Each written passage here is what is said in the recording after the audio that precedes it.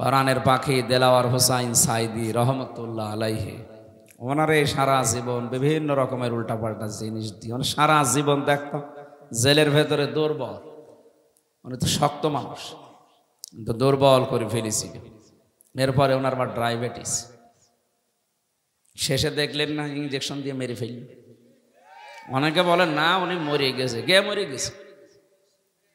10 minute ওনার সাথে আমি ছিলাম, এমনি এমনি মরে না। হ্যাঁ, যদিও সারা জীবনে তার দোয়া ছিল আল্লাহুম্মা ইন্নী আসআলুকা শাহাদাতান ফি সাবিলিক, হে আল্লাহ তুমি যাই করো আমাকে শাহাদতের মরণ দিও। এই কারণে জালেমদের হাতে আল্লাহ তাকে শাহাদতের মরণ দিয়েছে, আর যাকে তাকে আল্লাহ শহীদের মরণ দেয় না, কারণ এটা অনেক দামি জিনিস। শহীদ এ শব্দটা শুনতে ছোট কিন্তু এত দামি এটা, যারা শহীদ হয় তারা মরে না। আলা তাহসাবান্নাল্লাযীনা কুতিলু ফি সাবিলিল্লাহি আমওয়াতা বাল আহইয়াউন ইনদা রাব্বিহিম ইরসাকুন, সূরা আলে ইমরান 169 নম্বর আয়াত। আল্লাহ তাআলা বলেন, হে নবী, যে মানুষগুলো শহীদ হয় এদেরকে আপনি বলবেন না যে মরে গেছে, এমনকি ধারণাও করবেন না। এক জায়গায় আছে ওয়ালা তাকুলু লিমা ইয়ুকতালু, আর এক জায়গায় আছে ওয়ালা তাহসাবান্নাল্লাযীনা কুতিলু। মুখ দিয়ে তো বলবেনও না, অন্তরে ধারণাও করবেন না যে যারা শহীদ হয়েছে এরা মরে গেছে। না, মরে গেছে তো ওই মানুষটা যে মানুষটা জুলুম অত্যাচার নির্যাতনের মাস্টার মাইন্ড ছিল, এরা মরে যায়। কিন্তু শাহাদতের মরণ পেলে মানুষ মরে না, এরা জীবিত থাকে এবং আল্লাহ নিজে তাদেরকে কুদরতের হাতে খাবার খাওয়ায়। সুবহানাল্লাহ বলেন। উনি যদি সত্যিই মারা যেতেন, এই যে আমার পাশে যারা মুরব্বী বসে আছে, এ মানুষগুলোর ঈমান অবশ্যই আছে, কিছু না থাক আল্লাহ একজন আসে, বিশ্বাস নেই। এখন যদি এই বিশ্বাসের উপরে মরে যায়, কবরে থাকবে, ঘুমিয়ে থাকবে, এতটুকু শেষ। এই কথা বলেন মানে, হ্যাঁ, এরপরে 5-7 মিনিট পরে প্রশ্ন করব, যদি বলতে না পারে না এই জায়গায় এসে কানের নিচে দেবো একটা। আর কি মারার কথা নেই, এসেছে নাকি? উনি যদি এই অবস্থায় ঈমান নিয়ে মারা যেতে পারে, কবরে শুয়ে থাকবে, মাম বাআসনা মিন মারকাদিনা হাযা মা ওয়াদার রহমান ওয়া সাদাকাল মুরসালুন। কিয়ামতে যেদিন সিংহায় ফুৎকার দেওয়া হবে, ফাইদা নুফিখা ফিস সূর, ওই ফুৎকারের সঙ্গে সঙ্গে উনি চোখ মুখ ডলতে ডলতে উঠবে আর ধমক দেবে, আমারে জাগালেন কেন? আমি তো ঘুমিয়েছিলাম। মনে হচ্ছে কেবল 8-10 মিনিট আগে ঘুমিয়েছে, অথচ কোটি কোটি বছর ওর জীবন থেকে আল্লাহ পার করে দিয়েছেন। ঘোষণা দেওয়া হবে, এইটাই সেই রহমানের ওয়াদার দিন, কিয়ামত কায়েম হয়ে গেছে, ওঠো। আপনি একটু সামনে দৃশ্যটা নিয়ে আসেন তো নিজের জীবনে, যে এরকম একটা সময় আমাদের সবার সামনে আসবে, কিয়ামতের ওই কঠিন ময়দান যেদিন কায়েম হয়ে যাবে, একটা ফুৎকারে আপনি উঠবেন, চোখ ডলতে ডলতে উঠে দেখবেন যে সবাই দৌড়াচ্ছে ময়দানে, হাসরের ময়দানের দিকে। ফাইদা নুফিখা ফিস সূরি ফালা আনসাবা বাইনাহুম ইয়াউমাইযি ওয়ালা ইয়াতাসাআলুন। যেদিন ফুৎকারটা দেওয়া হবে ওই দিনের পর থেকে আল্লাহ পাক কিয়ামত যখন বিচার শুরু করবেন, তখন পর্যন্ত কোনো সম্পর্ক আর থাকবে না। যত রকমের সম্পর্ক দুনিয়া আপনার ছিল, রক্তের বলেন, আত্মীয়তার বলেন, দলীয় বলেন, পৃথিবীর বিভিন্ন সম্পর্ক আমাদের সাথে আছে, এমনকি প্রেমিক প্রেমিকার সম্পর্ক থাকবে না। অনেকে দেখে মাথায় হাত দিয়ে বলে, আল্লাহর কসম করে বলো যে আমারে ভুলে যাবা না। কিসের ভুলে যাবা না?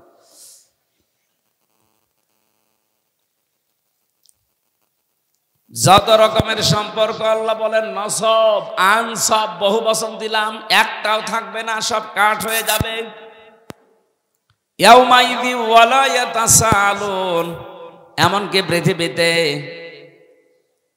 যে মানুষগুলো একে অন্যের কাছে কিছু আশা করে চায়, এরকম কোনো মানুষ দেখলেই তাড়াতাড়ি দৌড়াবে, ওর কাছে কোনো কিছু জিজ্ঞাসা করার সুযোগ দেবে না। এই দুনিয়া আমরা বিপদে পড়লে বাবাকে দেখলে মনে হয় যে আশা জাগে না, উনি আমার জন্য হয়তো কোনো জায়গায় কিছু চেষ্টা করছেন। আল্লাহর কসম, কোরআনে কারীম সূরা মুমিনুনের ভেতরে আল্লাহ এটা জানিয়েছেন, সিংগায় ফুৎকার দিলেই ওই বাবা পর্যন্ত মনে করবে হয় আমার কাছে আসতে পারে, এজন্য ও দৌড়াবে। কি করবে? ন্যাংরা মানুষ যেভাবে দৌড়ায় ওইভাবে না। ইয়াউমা ইয়াফিরুল মারউ মিন আখি, এই যে আল মারউ মিন আখি, এর আগে আল্লাহ ইয়াফিরু দিয়েছেন। ইয়াফিরু শব্দের শাব্দিক অর্থ হচ্ছে মাজা তুলে দৌড় দেওয়া। আপনার আত্মীয় স্বজন যত রকমের সম্পর্কের মানুষ আছে, ও দেখা মাত্রই মাজা তুলে দৌড় দেবে। বলেন নাউজুবিল্লাহ। এই জন্য আমার এই কথাটা একেবারে বাস্তব, আপনি নিজের চোখের সামনে মিলাবেন। কিয়ামতের দিন সবাই যখন উঠতে থাকবে, আর শহীদ যারা হয় এই মানুষগুলো খেতে থাকবে। সুবহানাল্লাহ বলতে পারেন না? এই জন্য শহীদ এর শব্দটা খেলাছোড়া বিষয় না। এ জেলাতে যিনি রাষ্ট্রপতির দায়িত্বে ছিলেন, শহীদ জিয়াউর রহমান, শব্দটা ওনার নামের আগে আন্দাজে লাগানো হয়নি, চিন্তা ভাবনা করে লাগিয়েছে। সারা পৃথিবী জানে এই বাংলাদেশের সংবিধানের ওপরে আল্লাহর ওপরে আস্থা, এই কথাটা উনি লিখেছিলেন। কথা বলে না কেন? বিসমিল্লাহির রহমানির রহিম, এটা দিয়ে সংবিধান শুরু হবে, এটা উনি লিখেছিলেন। ওনার জীবনে ভুল ত্রুটি হয়তো আছে মানুষ হিসাবে, আল্লাহ যদি বিচার করে যে আল্লাহর উপরে আস্থা, এই দিকে তাকিয়েও আমার মনে হয় আল্লাহ ওনারে মাফ করে দেবেন। ওনারে মাফ করে দিলে আমাদের বিশাল ক্ষতি হয়ে যাবে। বলেন আমার ভাইরা, আমি যে কথাটা তুলেছিলাম, শাহাদতের মরণে কোনো কষ্ট নেই। এজন্য আমার আল্লাহ পাক হযরতে মাওলানা দেলাওয়ার হোসাইন সাইদি রহমতুল্লাহ আলাইহি, ওনাকে সাধারণভাবে জেলখানায় মরণ না দিয়ে জালেমদের হাতে শাহাদতের মরণ দিয়েছেন। কারণ এ মরণে আল্লাহ কোনো কষ্ট রাখেনি। অথচ মুহাম্মদুর রাসূলুল্লাহ বলতেছে আজরাইল হাত সরাও। তাহলে যে আয়াতুল কুরসি পড়ার কথা তিনি বললেন, এটা নিজে জান কবজ করবেন তিনি জানাচ্ছেন, হে নবী আমি যেহেতু সবার জান কবজ করব, আমি আপনাকে এই গোপন সংবাদটা জানালাম। আপনার উম্মতেরা যদি আয়াতুল কুরসির 10টা ক্ষমতা বিশ্বাস করে পড়তে পারে, অনেকের মনে আশা জেগেছে যে আমি আয়াতুল কুরসি পড়ি। আরে ভাই না, এর ভেতরে 10টা জিনিস আল্লাহ সাজিয়ে দিয়েছেন। এই 10টা জিনিস আপনার প্র্যাকটিক্যাল লাইফে, আপনার বাস্তব জীবনে এটা থাকা লাগবে। আপনি আন্দাজে পড়ে গেলেন, একটাও আপনার জীবনে নেই না, ওইরকম আয়াতুল কুরসিতে হবে না। আমি বহু হিন্দুর সাথে মিশে দেখেছি, আমার রিমান্ডে অনেক হিন্দু অফিসার পেয়েছি। আমার আর কোরআনে কারিমে কেমন আয়াত, তো আমার মনে হয় আমার চাইতে ওর কোরআন বেশি জানা আছে। এমন এমন আয়াত রাতের বেলা যখন পাহারা দিত ওই রিমান্ডে, এমন এমন আয়াত এসে পড়তো, কি গো নাম মনে হচ্ছে উল্টা পাল্টা, সুব্রত বালা, দেবদুলাল, মোহন কুমার, এর নাম তো সব মুসলমানের। এরা পাহারা দিত কিন্তু আয়াত পড়তো কোরআন শরীফের। ইয়া আইয়ুহাল্লাযীনা আমানু ইন্না মিন আজওয়াজিকুম ওয়া আওলাদিকুম আদুওয়াল লাকুম ফাহদারুহুম। কিভাবে পড়েন? কোরআন শরীফ আমাদের আয়াত আছে, যে যে বিষয়ের আয়াতগুলো আছে 8টা 10টা 15 20টা করে আয়াত মুখস্থ করে রিমান্ডে আমারে প্রশ্ন করতো আমার এই ওয়াজ নিয়ে, যে আপনি এই ওয়াজ করেছেন এই আয়াতের সাথে, হ্যাঁ আপনি কেন এই জায়গায় এই কথা ঢুকালেন? বদরের ময়দানে এখানে 14 জন শহীদ হয়েছে, 14 জন কাফের মারা গেছে। আপনি এই জায়গায় তথ্যটা আগে না বলি পরে বললেন কেন? এগুলো ওরা আয়ত্ত করে নিয়েছে। কেন? ও মানুষগুলো দেখতাম মাঝে মাঝে আল্লাহর ভুল ধরত, আমার রিমান্ডে প্রশ্ন করে আর আল্লাহর ভুল ধরে, যে আল্লাহর এই কাজটা ঠিক হয়, আপনার কাছে পরামর্শ নিয়ে আল্লাহ কাজ করার দরকার ছিল। শয়তান। সব চাইতে বেশি পেয়েছিলাম ওই যে মাটির নিচে আয়না ঘর, যেটা রিমান্ডে ওখানে নিয়ে যখন রেখে পাহারা দিত, রাত 12টার সময় একদল আসতো, অধিকাংশ হিন্দু, এসে কোরআনে কারিমের এমন এমন আয়াত থেকে প্রশ্ন জিজ্ঞাসা করে, আর ওই 1.5 মিনিট 2 মিনিট ভিডিও শোনায়। দেখেন তো এটা আপনার নাকি? হ্যাঁ। কোথায় বলেছিলেন? চুয়াডাঙ্গায়। এইটা কোথায়? কুষ্টিয়ায়। এইটা নাটোরে। আমি বললাম যে 1.5 ঘন্টা কথা বলি আমি, এর আগে নেই পরে নেই, 1.5 মিনিট 2 মিনিট কোথা থেকে পান? বলে আমরা সারাদিন বসে বসে শুনি আর দেখি কোন জায়গায় হাত লাগানো যায়। হাত লাগাবেন, হাত লাগাতে হলে আমার চাইতে আপনার আয়ত্ত বেশি থাকা লাগবে। কথা বলেন না কেন? কেউ যদি ভুল ধরতে চায়, আমার আজকের আয়াতের তাফসিরে আমার কোরআনের ওপরে মাস্টার্স করা আছে। আমার মতো যারা করেছেন লেখাপড়া, তার উপরে পড়াশোনা করা লাগবে। একটা ইঞ্জিনিয়ার পাশ করে 10 তলা বিল্ডিং এর প্ল্যান দিয়েছে, আর এই যে দোকানে চা খালাম, ওর যে হাল হকিকত দেখে আসলাম, ওই লোক এসে যদি বল না এ প্ল্যানে ভুল হয়েছে, ওর দাঁত মুখ ফেলে ফেলার দরকার না? এই কথা বলছে না? এই লোকটা অনার্স মাস্টার্স করেছে এই বিষয়ের ওপরে, এতদিন লেখাপড়া করছে, 16 বছর পড়া লাগে, 16 থেকে 18 বছর। এ একটা প্ল্যান দিল, আর আপনি চার দোকানদারি করছেন, লবণ ঠিক মতো দিতে পারেন না, মিষ্টি ঠিক মতো দিতে পারেন না, আর আপনি ভুল ধরছেন এই প্ল্যানে। আমার যে মানুষগুলো ভুল ধরছে, অবস্থা কিন্তু ওদের ওই রকমই ছিল। ওরা কিছু কিছু সাবজেক্টের উপরে আয়াতগুলো হাদিসগুলো আয়ত্ত করে করে কি করে ভুল ধরা যায় সেই চিন্তা ছিল। এভাবে যদি 16 বছর 18 বছর কোরআনের উপরে পড়াশোনা করে ভুল ধরা লাগতো, তাহলে আর ভুল ধরতো না। এমনকি আল্লাহরও ভুল ধরে। আমি আকিজ গ্রুপে চাকরি করতাম ওই সময়, তাদের খতিব ছিলাম। আপনারা অনেকে জানেন না, আকিজের বড় ছেলে যিনি এখন ডাক্তার মহিউদ্দিন, ওনার 4টা স্ত্রী, 4 বিয়ে করা তো জায়েজ নেই। দেখেছেন, একটা জায়েজ জিনিস হালাল, এটা নিয়ে কত সমস্যা, কেউ ভয়ে কথা বলছে না। আরে আশ্চর্য রে! আল্লাহ তাআলা কোরআনে কারিমে বিয়ের কথা শুরু করেছেন 2 বউ দিয়ে, ফাঙ্কিহু, নিকাহ করো, বিবাহ করো। কয়টা? মাসনা 2টা, সুলাসা 3টা, রুবা 4টা। আল্লাহ কি 1 দিয়ে শুরু করেছেন না 2 দিয়ে? তাহলে বউ 2টা থাকলেই ভালো। যদিও আমাদের এই দেশের সামাজিক পারিবারিক যে অবস্থা, এটা এ দেশের মানুষ মেনে নেয় না। আমি বিশ্বের বহু মুসলিম দেশে ঘুরেছি, ওই সমস্ত দেশে শরীর চলে না 3-4টে বউ। আমি যে ড্রাইভার নিয়ে যেতাম মদিনায়, ও আমার চাইতেও চিকন, ঠেলা দিলে পড়ে যাবে, অথচ 4টে বউ গাড়ি চালায়। গাড়ি চালিয়ে আপনার 4 বউ, আর আমি আপনাকে ভাড়া করছি আমার 1 বউ। আপনাদের দেশের, ওনার ভাষা দিয়ে আমার বলছিল আপনার দেশে ওই চলে, আমাদের এই দেশে এরকম। তা আমি ওনারে যাই জিজ্ঞাসা করলাম যে হিন্দু মানুষ, আপনি ভুল ধরলেন আমার স্যারের যে উনি 4 বিয়ে করেছে। উনি আমারে লজিক দিচ্ছে যে একটা পুরুষ মানুষ যদি 4টা বিয়ে করতে পারে, একটা মহিলা কেন 4 বিয়ে করতে পারবে না?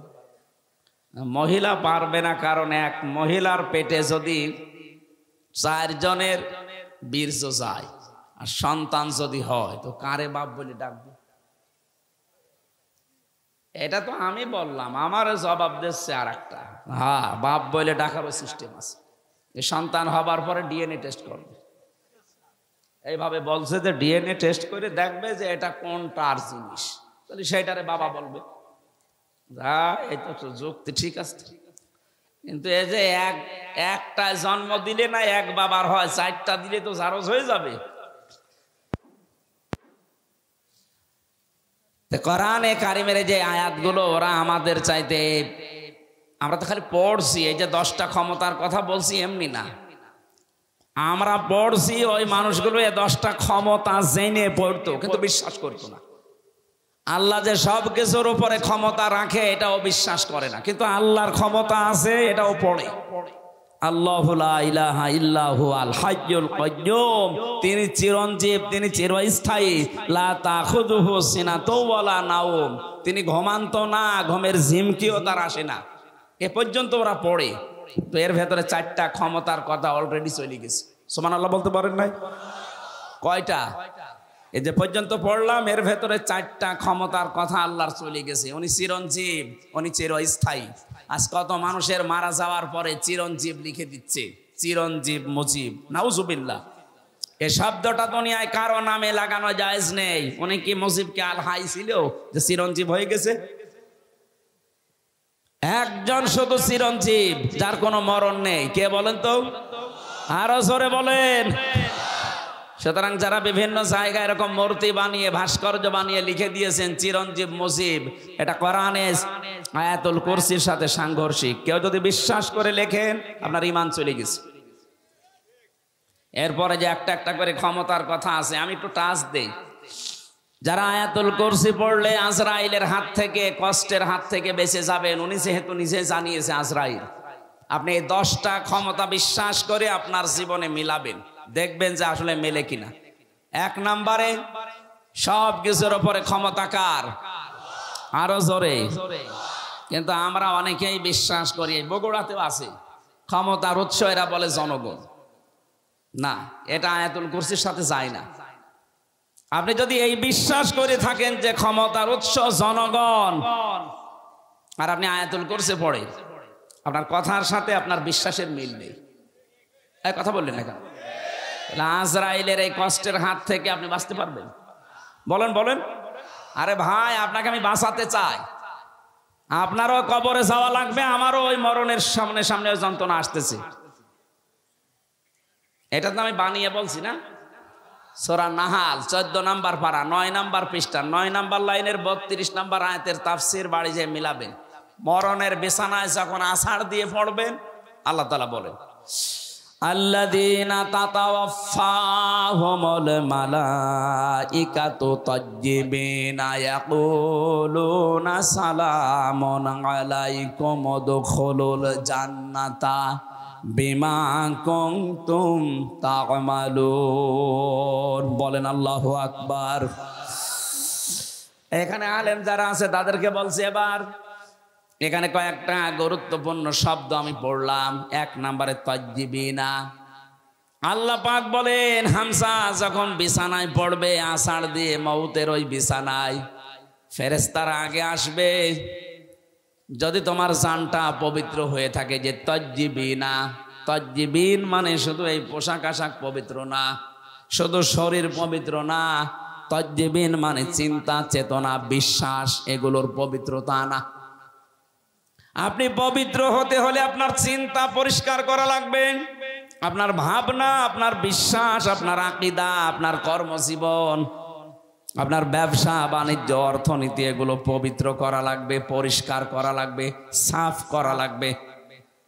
অথচ আজ আমরা পোশাকের পবিত্রতার জন্য, শরীরের পবিত্রতার জন্য, সাফ করার জন্য যত ব্যস্ত, আমাদের বিশ্বাস এবং আকীদা পরিষ্কারের জন্য অত ব্যস্ত না। কথা বুঝতেছেন? আমি আস্তে আস্তে ডোজ নিয়ে যাচ্ছি। যখন আপনি পড়ে যাবেন বিছানায়, আপনার বিশ্বাস, আপনার আকীদা, আপনার চিন্তা চেতনা যদি পরিষ্কার দেখে ফেরেশতারা, না এটা পবিত্র আছে, তখন বলবে সালামুন আলাইকুম, তোমাদের উপরে আল্লাহর শান্তি। উদখুলুল জান্নাহ, ওই যে জান্নাত দেখা যাচ্ছে, প্রবেশ করো। জোরে বলেন সুবহানাল্লাহ।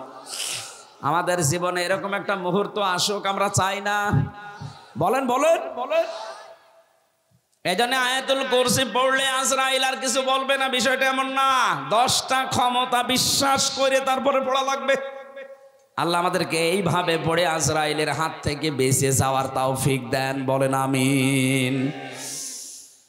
হযরতে ইদ্রিস নবী বলেছিলেন, ফেরেশতা আমি মরতে চাই। আমি শুনেছি যে সব কিছু মিথ্যা হলেও মরণের যন্ত্রণা মিথ্যা না। আপনি আমারে দেখান, আমারে মেরে ফেলেন, কেমন কষ্ট লাগে আমি দেখব, এরপরে আবার আমারে জীবিত করে দেবেন, কারণ জান কবজ করার দায়িত্ব তো আপনার। ঠিক আছে। 2 নম্বর শর্ত আমার, আপনি বলেছিলেন জান্নাত জাহান্নাম এগুলো আমি আল্লাহর কাছ থেকে জানি। জান্নাত জাহান্নাম আছে, জাহান্নামে কেমন করে আল্লাহ শাস্তি দেয় ওই শাস্তিটা আমি চোখে দেখবো, আমারে দেন। জাহান্নামের ভেতরে দিয়ে দেন, আমি দেখিয়ে তারপরে আপনি আমারে আবার বের করে দেবেন। না ঠিক আছে। জান্নাতের ভেতরে কি শান্তি আছে, কি আরাম আছে, কি আনন্দ আছে, এইগুলো আমি দেখবো। এই নিয়ামত এগুলো দেখা শেষ হয়ে গেলে আপনি আমারে আবার বের করে দেবেন। না ঠিক আছে।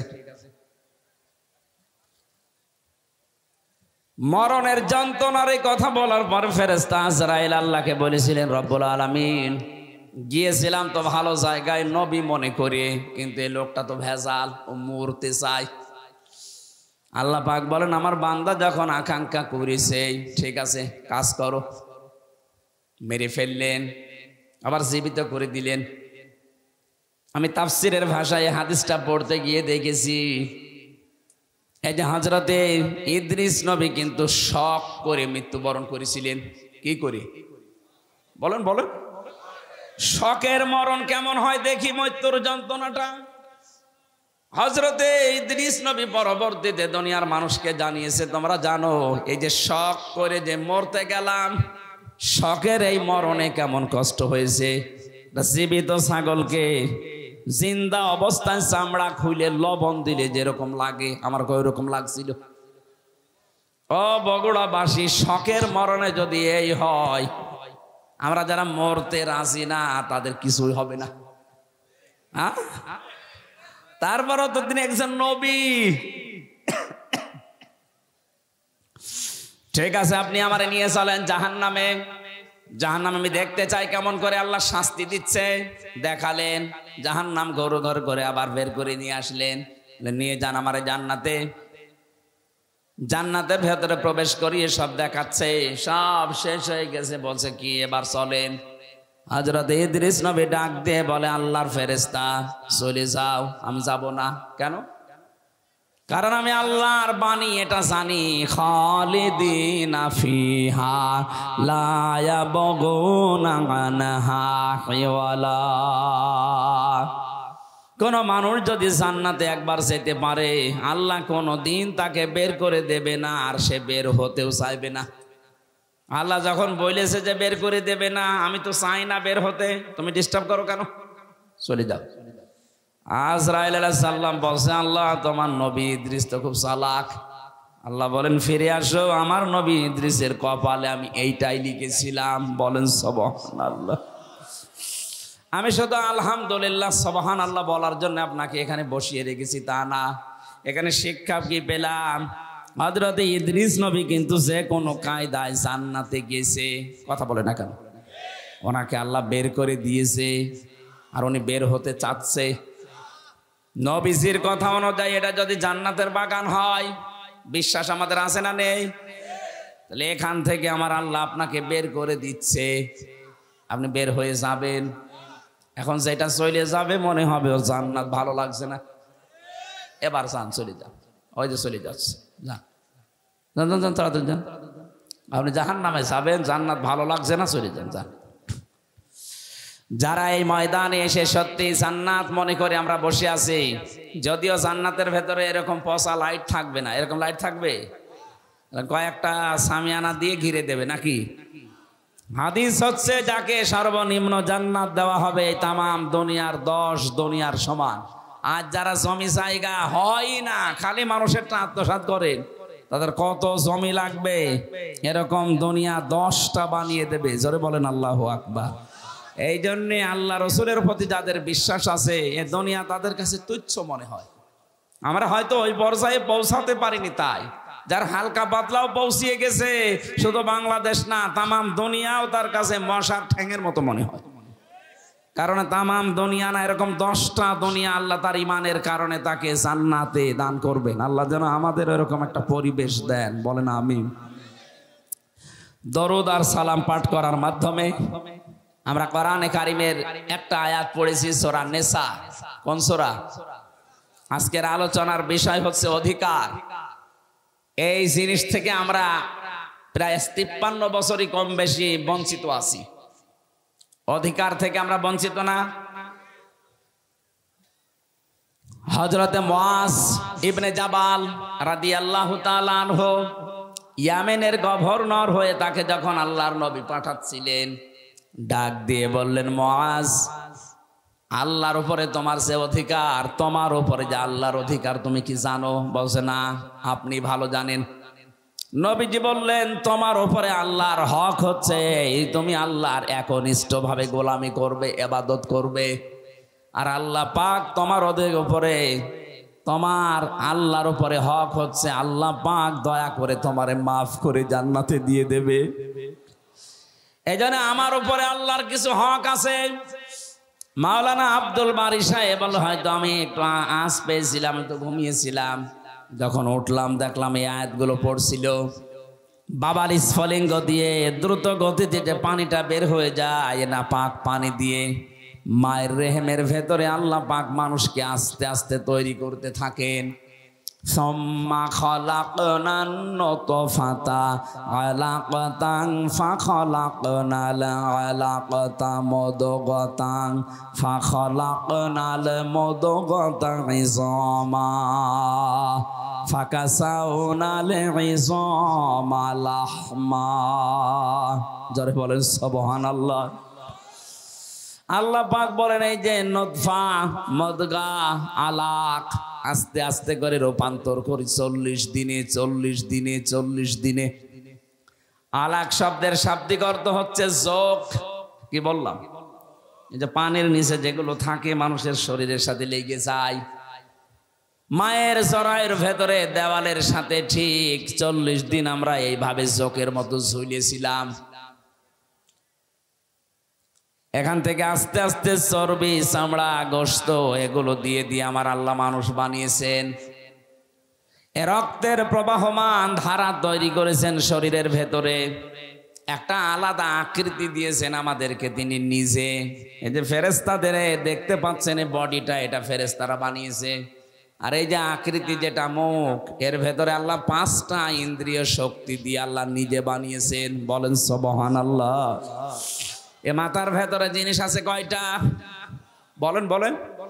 যে চিন্তা আসে কোন জায়গা থেকে? মাথা থেকে। বলেন না কেন? শোনেন আপনি কি দিয়ে?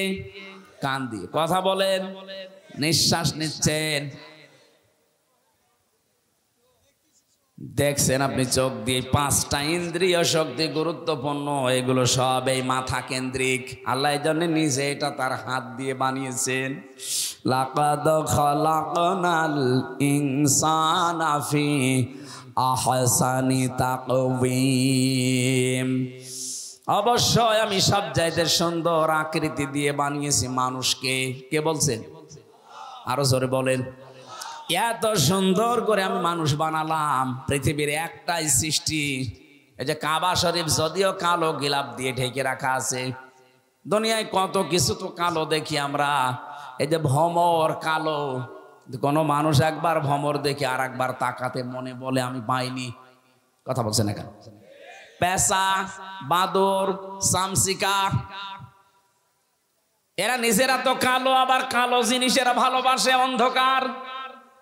এই জন্য এদের যা চেহারা, এদের একবার দেখলে আর একবার দেখতে মন চায় না। কাবা শরীফও কালো, একটা এমন একটা আকর্ষণ আল্লাহ ওর ভেতরে দিয়েছেন, যতবার তাকাবেন মনে হয় আর একবার তাকায়। নবীজি জানিয়েছেন পৃথিবীর 2টা জায়গা আছে যেখানে তাকিয়ে থাকলে সওয়াব হয়। একটা কাবা শরীফ, আর একটা আপনার মা আর বাবা। জোরে বলেন সুবহানাল্লাহ।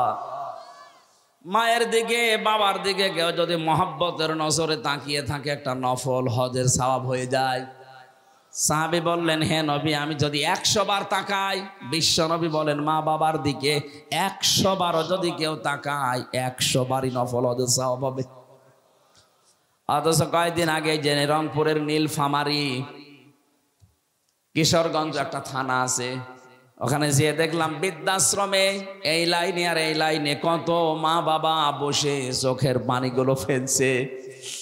এদের চোখের দিকে তাকালে আমি বুঝতে পেরেছি এরা সন্তানের জন্য বরদোয়া করছে। যে মায়ের দিকে, বাবার দিকে শুধু তাকালেই হজের সওয়াব হয়ে যায়, নফল।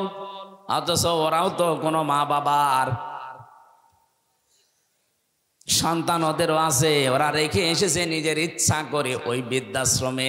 একটা সন্তান বলেন তো কখন তার মার বাবাকে বৃদ্ধাশ্রমে রেখে আসে?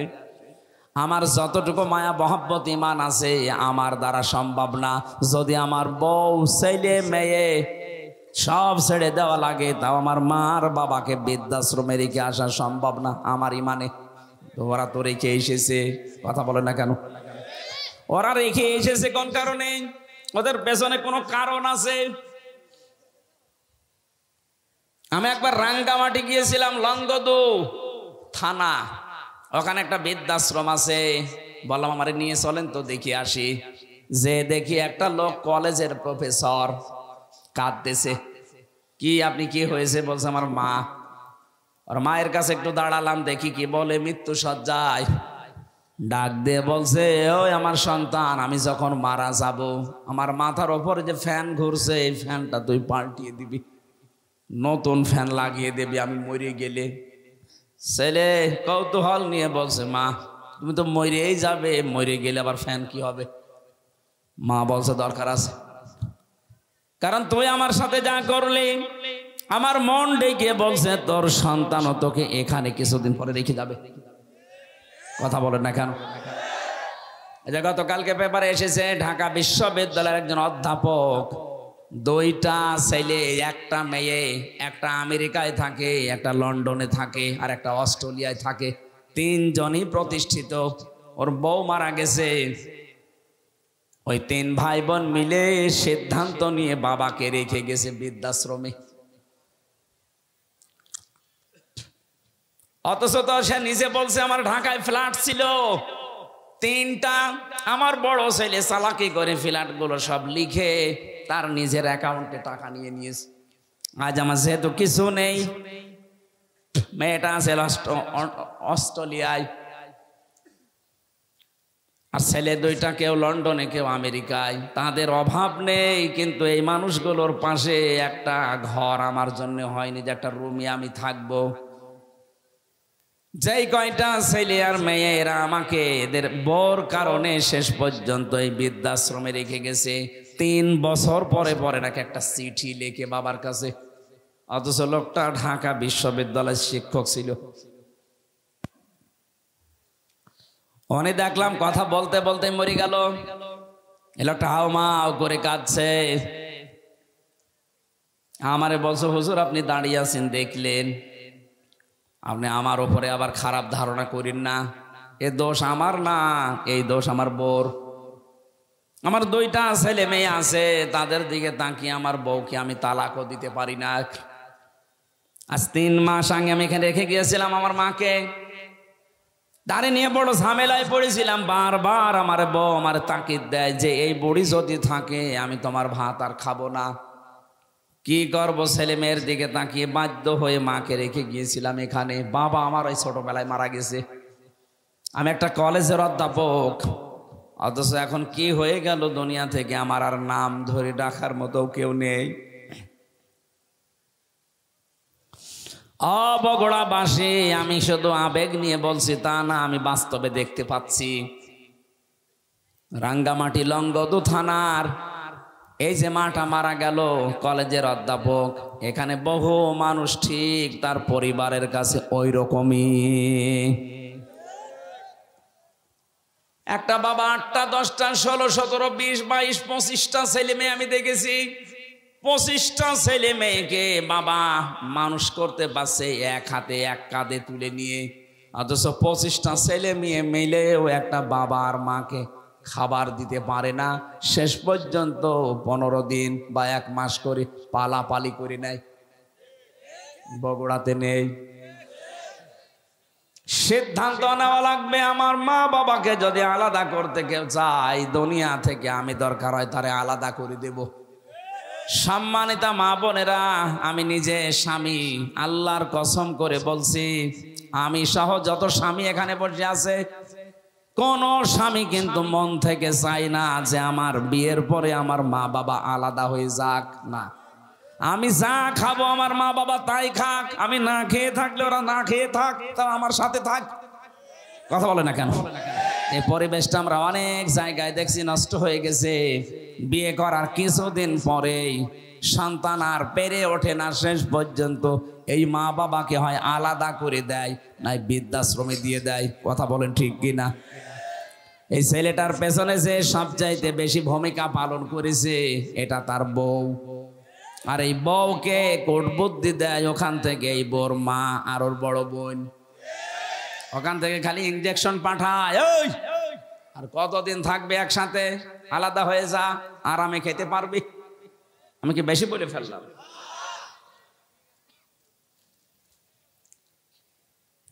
আল্লাহ রাব্বুল আলামিন বলেন, এত কষ্ট স্বীকার করে করে তোর মা তোকে পেটে বহন করে চামড়া গোশত চর্বি দিয়ে যখন একটা আকৃতি তোকে বানিয়ে দিলাম, এই মানুষটাকে আমি আল্লাহ আস্তে করে মায়ের পেট থেকে বের করে নিয়ে আসলাম। আল্লাহু আখরাজাকুম মিন বুতুনি উম্মাহাতিকুম, মায়ের পেট থেকে আস্তে করে বের করার দায়িত্ব আমার।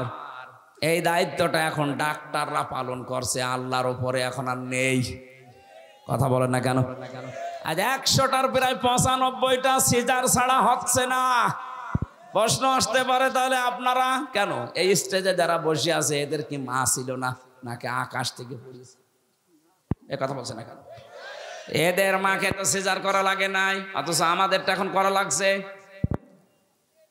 আজ অধিকাংশ মানুষের মেয়েদের ভরসাই হয়ে গেছে, না হবে না, ও সিজার করাই লাগবে। আল্লাহ বলছেন, ঠিক আছে তোর দায়িত্ব আমি ছেড়ে দিলাম, যা তোর ওই হাইব্রিড বাচ্চা আমি কেটেই বের করব। কথা বলে না কেন? রব্বুল আলামিন বলেন, আমি যখন আস্তে করে দুনিয়া থেকে নিয়ে আসলাম, কি অবস্থায় তুই ছিলি জানিস? লা তা'লামুনা শাইআ, কিচ্ছু বলতে পারতিস না, শুধু ট্যা ট্যা করে কান্না ছাড়া তোর কোনো ভাষাও ছিল না, আওয়াজও ছিল না। বিজ্ঞান এখন প্রমাণ করছে এই কষ্টটা নিয়ে, কেন কম্পিউটারে সব দেখা যায়। একটা মানুষ সর্বোচ্চ কষ্ট সহ্য করতে পারে 57। কত? পৃথিবীর প্রতিটি জিনিস পরিমাপ করার যন্ত্র আছে। এই যে প্যান্ডেলটা, এটা কতটুকু, এটা পরিমাপ করার জন্য একটা অস্ত্র আছে না, ফিতা আছে, ফিতা। আপনি কাউকে দেন, সে এই ফিতা দিয়ে মাপ দিয়ে বলতে পারবে এটা কতটুকু।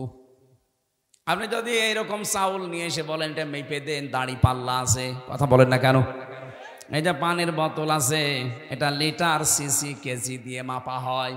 পৃথিবীর প্রতিটি জিনিস মাপ করার জন্য আলাদা আলাদা যন্ত্র আছে। আল্লাহ পাক বলেন, তোর মা তোকে দুনিয়ায় আনতে যে কষ্টটা পেয়েছে, ডেলিভারির কষ্ট, এইটার জন্য একটা পরিমাপের যন্ত্র আছে। এই কষ্টটা পরিমাণ হচ্ছে 45 ইউনিট। এর বেশি হলে পুরুষ মানুষ মারা যাবে। কিন্তু একটা মা দুনিয়ার ময়দানে সন্তানের মুখ দেখতে হলে 57 ইউনিট কষ্ট সহ্য করা লাগে। কত? 45 থেকে 57। আপনি টের পাচ্ছেন? রব্বুল আলামিন বলেন, আস্তে আস্তে যখন তোকে এভাবে নিয়ে এসে কথা বলা শিখালাম, খাওয়ালাম, এভাবে হামসা বানালাম, তোর প্রতি আমার কিছু দায়িত্ব আছে। আমি তোকে যা যা দেওয়ার সব দিয়ে দিয়েছি, এখন তোর ওপরে আমি আল্লাহ কিছু চাই। চাই এইটা, ওয়াবুদুল্লাহ, তোরা আমার ইবাদত করবি। কার? মানে ইবাদতটা কি, এইটাই আমরা অনেকেই জানিও না, মানিও না। অনেকে মনে মনে ভাবে না, আবার জেনে ফেললে আবার কাজ করা লাগবে, জানি না তাই মানি না, ভালো আছি না। একটা সাফ কথা শোনেন, ইসলামের কোন নিয়ম নীতি যদি আপনি জানেন কিন্তু মানেন না, তাহলে আপনার একটা গুনাহ হবে। কয়টা? আর ইসলামের কোন নিয়ম আপনি জানেনও না, মানেনও না, আপনার ডবল গুনাহ হবে। কেন বলেন? কারণ আপনি জানাও ফরজ, মানাও ফরজ। জানার ফরজ আপনার আদায় হয়েছে, মানার ফরজ আদায় হয়নি, এজন্য গুনাহ হবে কয়টা? কিন্তু আপনি জানেনও না, মানেনও না। আপনার জানার ফরজ যেহেতু আদায় হয়নি, মানার ফরজও আদায় হয়নি। এজন্য যারা বলে জানার নাম ইসলাম না, মানার না ইসলাম, এটা একটা শয়তানি। আপনি না জানলে মানবেন কি করে? এলাকায় বহু মানুষ আছে সুদ খায় কিন্তু জানে না, এই ধান্দায় ও মনে মনে ভাবে আল্লাহর কাছে আমি বলবো, আল্লাহ আমি জানতাম না। কথা বলছেন কেন? এই যে যারা টাকা ছেড়ে রাখেন, 1000 টাকা ছেড়ে দেয়, 1 মাস পরে 1200 টাকা করে নেয়, এটা যে সুদ হয় অনেকে জানে না। না, আপনি বলবেন যে আমি জানি না, এই যতদিন বলবেন যে আমি জানতাম না ততদিন আপনার অসুবিধা নেই, কিন্তু যেই বলবেন আমি জানতাম, তুমি যেই নিয়ে করলেন কেন? এই ধারণা আমাদের ছিল যে জানতাম না তাই আল্লাহকে বলবো আমি জানি না তাই মানি না। না, আপনার গোনা হবে ডবল। আপনি জানেন না কেন? আমি কি জেনে এসেছি? আমার জানা লেগেছে। এই কথা বলছেন না কেন? এই এলাকায় হয়তো এই গোনা এখনো আরম্ভ হয়নি। এই যে টাকা ছেড়ে রাখে টাকা আসে, কিন্তু অনেক জেলায় এটা আছে। এই এলাকায় যারা এই কাজ করছেন, টাকা ছেড়ে রাখেন আর টাকা আসে, এটা প্রকাশ্য সুদ। মায়ের সাথে জেনা করার মতো গোনা করছেন আপনি। এটা ছেড়ে দেওয়া লাগবে। কারা কারা এই গোনা ছেড়ে দেবেন? হাত তোলেন তো। হ্যাঁ, এই এলাকায় তো সব 180 মাইল বেগে। ঠিক আছে, আপনারা এই এলাকায় তো প্রায় সবই মায়ের সাথে জেনা করছেন। সে না খাইয়ে থাকেন, না খেয়ে মরে যান, তারপরও জাহান্নামে যাওয়া লাগবে না। কিন্তু মায়ের সাথে জেনা করে গেলে জাহান্নামে শুধু না, ইদাফ লাহুল আযাব ইয়াউমাল কিয়ামা, জেনাকারীদের শাস্তি ডবল হবে। কয়টা বলেন? তাহলে এই গোনাটা এখনো পর্যন্ত আপনার এলাকায় আছে, আর আপনি নামাজ পড়েন, রোজা রাখেন, হজ করে আসেন। কিসের হজ করেন? আজকেই সিদ্ধান্ত নিয়ে বাড়ি যাবেন যে না, আমি আর এই গোনার সাথে নেই। টাকা যা ছেড়ে রেখেছি, আগামী মাস থেকে টাকা শুধু 1000 দিলে 1000ই নেব, 1200 নেব না। পারবেন না ভাই? এটা যদি আপনি নাই পারেন তো কেন কষ্ট করে রাতের বেলা বসে আছেন? আপনি বাড়ি যেয়ে ঘুমান, আর আপনার আমল নামায় উঠতে থাক, আপনি এই জায়গায় লেখা উঠবে আপনি মায়ের সাথে জেনাকারী। বলেন নাউজুবিল্লাহ। কুষ্টিয়ার বড় বাজারে দেখলাম আসরের নামাজ পড়ে গেল, আমার সাথে নামাজ পড়ে দোকানের সামনে দিয়ে ঘুরতেছে, আর কে টাকা দেয়, টাকা নিয়ে কি লেখে, কি গো নামাজ পড়ে আসলো আর এই লোক এত টাকা পায়। চলে যাওয়ার পরে দোকানদারকে বললাম, ভাই কিসের টাকা দিলেন? হুজুর বলা যাবে না। বলা যাবে না মানে? প্রতি মাসে মাসে উনি একবার করে এখানে আসে, আল্লাহরে ওলি টাকা নিয়ে যায় আমার কাছে, 10,000 করে আমারে টাকা দেয় মাসে মাসে, আর 1000-এ 100 টাকা করে বেশি। এটা কি সুদ? বলেন না কেন? এগুলো স্বর্ণের দোকানে দেখলাম বেশি দেয় ওরা।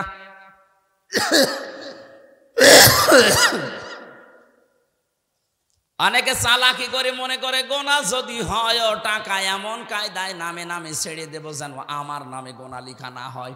অনেকে বউর নামে টাকা ছাড়ে, যে জাহান্নামে যদি যায় বউ যাবে।